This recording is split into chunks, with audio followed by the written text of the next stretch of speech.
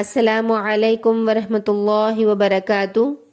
پیارے ساتھیوں، آج جو ہمارا سننے کے لیے ٹاپک ہے وہ ہے اعتکاف۔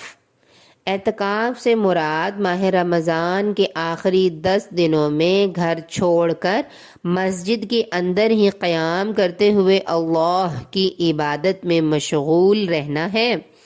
اس طرح بندہ اللہ تعالیٰ کے قریب تر رہتا ہے، لیلۃ القدر کو تلاش کرتے ہیں اور ان کی برکات سے مستفید ہوتے ہیں۔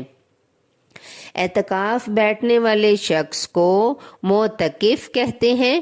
معتکف کو مسجد سے نکلنے کی اجازت نہیں سوائے قضائے حاجت یا کسی اور بے حد ضروری کام کے۔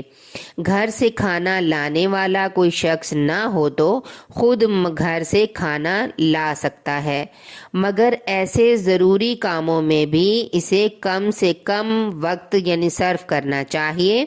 معتکف کو اپنا وقت قرآن مجید کی تلاوت، ذکر و فکر، تسبیح، نوافل کی ادائیگی اور اللہ تعالیٰ کی حمد و ثنا میں گزارنا چاہیے۔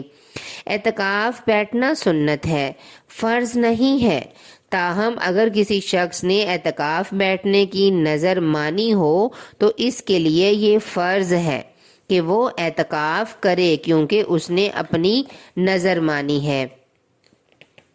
اور ہمیں چاہیے کہ ہم اپنے بڑوں کو جیسے کہ دیکھتے ہیں وہ اعتکاف کر رہے ہیں تو ہم مسجدوں میں جا کے ان کو تنگ نہ کریں، انہیں خوب اللہ کی عبادت کرنے دیں، اور ہمیں چاہیے کہ ان کے لیے کھانے کا اہتمام کر کے ان کو وہیں پر دے کے آیا جائے۔